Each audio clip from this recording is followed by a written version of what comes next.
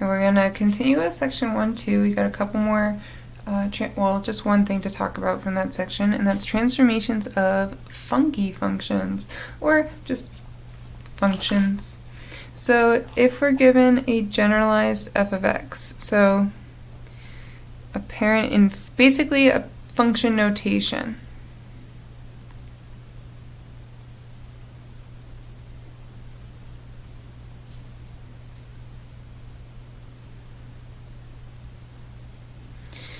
So it'll be like, given f of x, what are the transformations?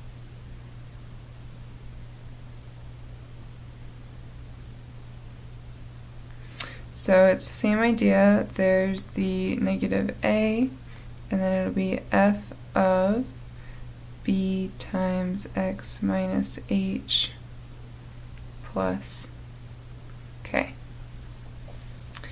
And going through the list again, so a is a vertical dilation.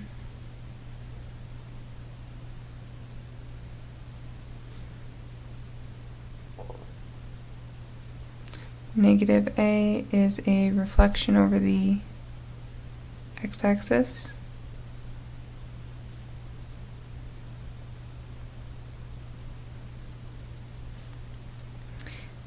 B is a horizontal dilation.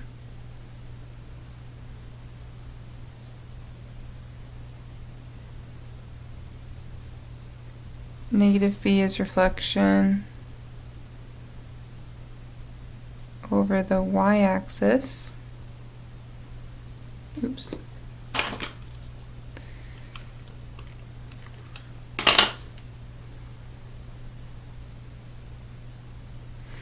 And then h is translate right and left, and k is translate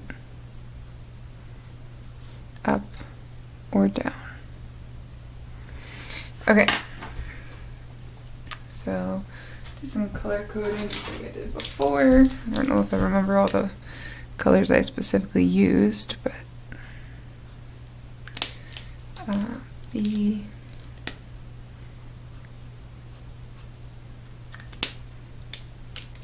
H, and K. Alright, so now it's all going to be in generalized form. So, for this, the first thing you're going to want to do, okay, you're going to want to, just like before, list the transformations.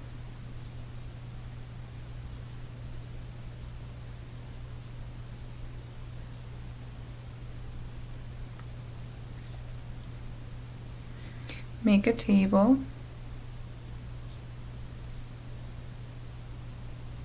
Of the parent.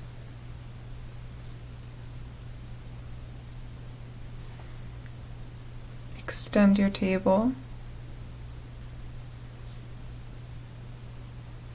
with your transformations.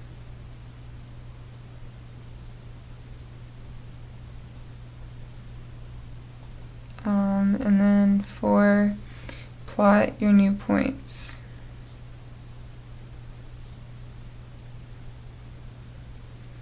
And create the new function.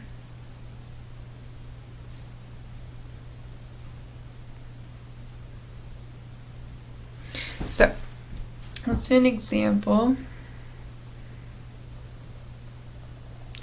So, given the parent below,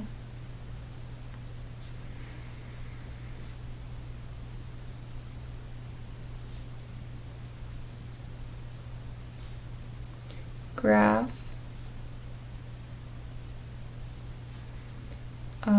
f of 2x minus 3.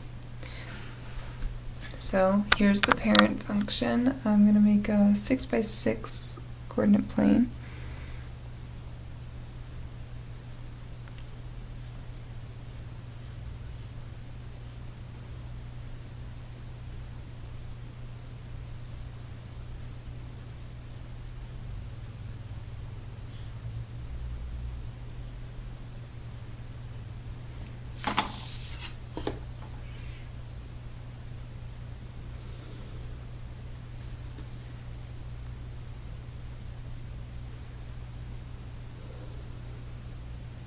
Okay, and I want us to plot the points negative 5, 4.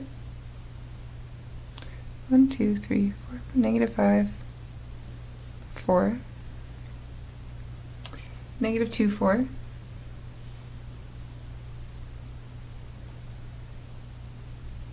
Two, negative 3. And 5, negative 2.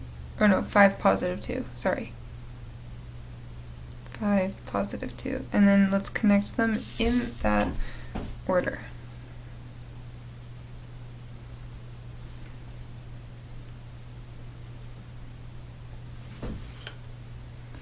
So this, what I am graphing right here, is the original f of x function. This is our transformed function. So the first thing we want to do is list the transformations. So if I'm looking at my equation, it's horizontally dilated because I'm multiplying my x values.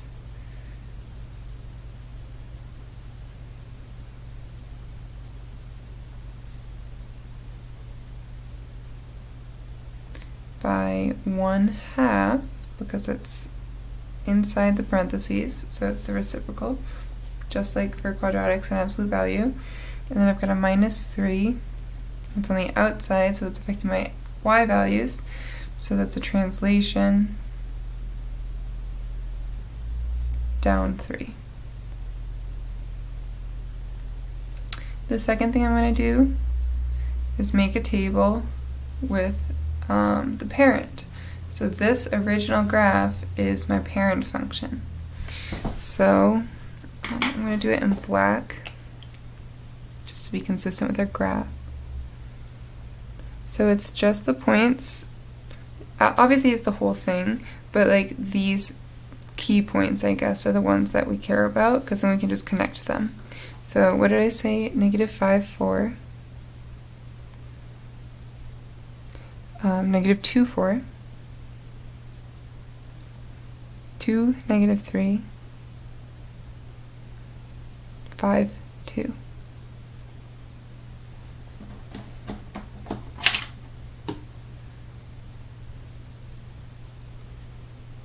Okay. Step 3, extend my table with the transformations.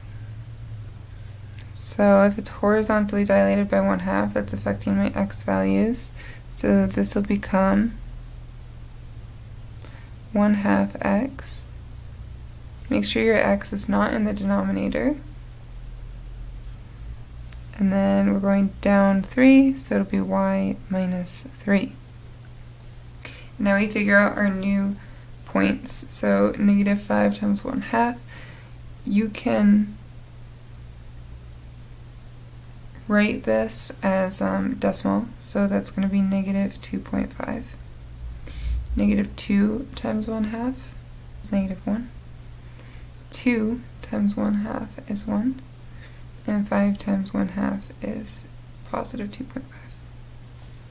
Y minus 3, so 4 minus 3 is 1. 4 minus 3 is 1. Negative 3 minus 3 is negative 6. And 2 minus 3 is negative 1. So, fourth step, graph. Excuse me. So I'm going to graph my new coordinate points.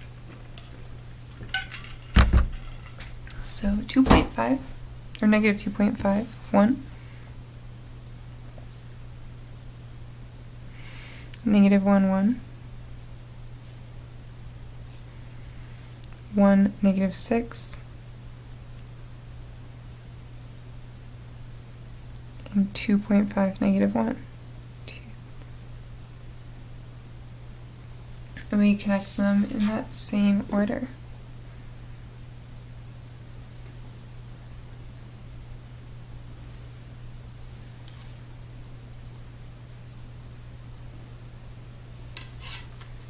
So this that I've graphed in blue is the transformed version of f of x.